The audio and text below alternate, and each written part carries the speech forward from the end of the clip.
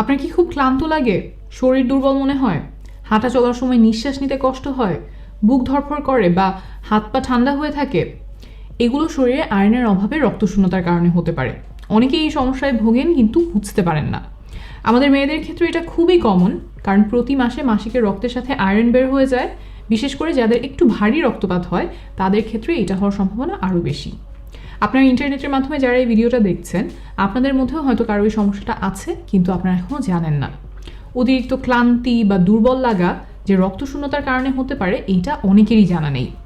অনেকে মনে করেন যে আমার শরীরটাই বোধহয় দুর্বল, আমি আসলে এমনই, আমার গায়ে তেমন কোনো শক্তি নাই। ফলে আয়রনের অভাবে রক্তশূন্যতা ধরা পড়ে না, চিকিৎসাও হয় না। দেখা যায় যে মাসের পর মাস, বছরের পর বছর রোগটা শরীরে বাসা বেঁধে থাকে। এমন চলতে থাকলে শরীরে আরও অনেকগুলো অসুবিধা হতে পারে, যেমন রোগ প্রতিরোধ ক্ষমতা কমে যেতে পারে। তখন দেখা যায় বারবার জ্বর কাশি হচ্ছে, বারবার প্রস্রাবের রাস্তার ইনফেকশন সহ বিভিন্ন ইনফেকশন হতে পারে। এমনকি হার্ট ও ফুসফুসের জটিল সমস্যা হতে পারে। এই রোগ নিয়ে গর্ভধারণ করলে গর্ভে শিশুর নানান রকম সমস্যা হতে পারে। সময়ের আগে প্রসব হতে পারে, জন্মের সময় শিশুর ওজন কম হতে পারে। আবার কারো কারো আয়রনের অভাবে অনেক চুল পড়ে যেতে থাকে। এমনিতে আমাদের সবারই প্রতিদিন কিছু চুল পড়ে, সেটা স্বাভাবিক, কিন্তু যদি অনেক চুল পড়ে যেতে থাকে, সেইটার একটা কারণ হতে পারে আয়রনের অভাবে রক্তশূন্যতা। আপনি কিভাবে বুঝবেন যে আপনার এই রোগটা আছে কি না, এই রোগের চিকিৎসা কি এবং কোন কোন খাবার থেকে আয়রন পাওয়া যায়, এই ভিডিওতে এসব একদম সহজভাবে বুঝিয়ে বলবো। প্রথমে এই রোগের লক্ষণগুলো বলছি। ক্লান্তি, শরীরে শক্তি কম পাওয়া বা দুর্বল লাগা, বুক ধড়ফড় করা, হাঁটা চলার সময় শ্বাসকষ্ট হওয়া, চোখ মুখ দেখতে একটু ফ্যাকাশে লাগা, মাথা ব্যথা, কোনো কাজে মনোযোগ দিতে সমস্যা হওয়া বা চিন্তাভাবনা করতে সমস্যা হওয়া, এই লক্ষণগুলো খুবই কমন। এছাড়াও কখনো কখনো আমরা আরও কিছু লক্ষণ দেখতে পাই, যেমন পা কামড়ানো বা পা শিরশির করা। বিশেষ করে সন্ধ্যায় বা রাতের দিকে পায়ের পাতা সহ পুরো পা কামড়াতে থাকে, তখন খুব পা নাড়াতে ইচ্ছা করতে পারে।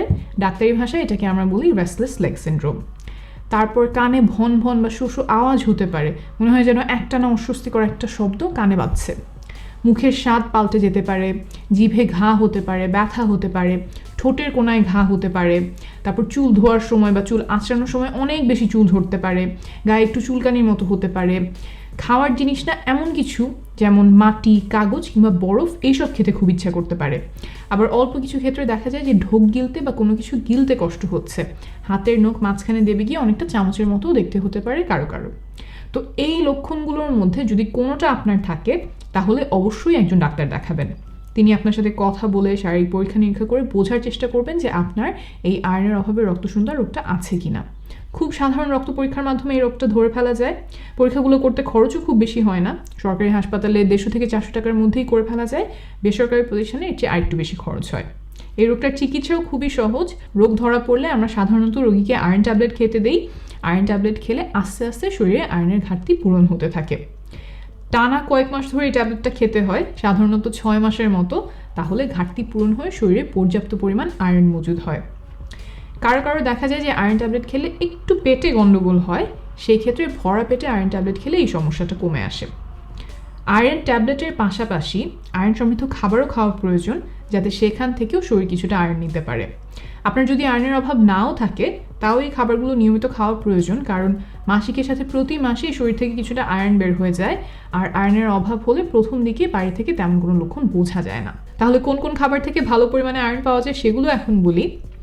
কলিজা, বিশেষ করে গরুর কলিজা আয়রনের খুব ভালো উৎস, তবে গর্ভকালীন সময়ে কলিজাটা খাবেন না। যদি খুব অল্প পরিমাণে খেয়ে ফেলেন, সেটা নিয়ে দুশ্চিন্তা করবেন না। তারপর গরুর মাংস, মুরগির মাংস, এগুলো থেকেও ভালো পরিমাণে আয়রন পাওয়া যায়, তবে গরুর মাংসটা একটু পরিমাণ মতো খাওয়ার চেষ্টা করবেন।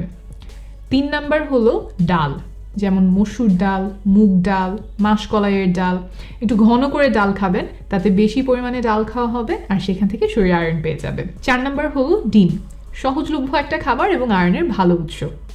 এরপর হলো শাক, যেমন পালং শাক, পুঁই শাক, লাল শাক, কচু শাক, ডাঁটা শাক, লাউ শাক, নোটে শাক, পাট শাক, বিভিন্ন ধরনের শাক থেকে আয়রন পাওয়া যায়।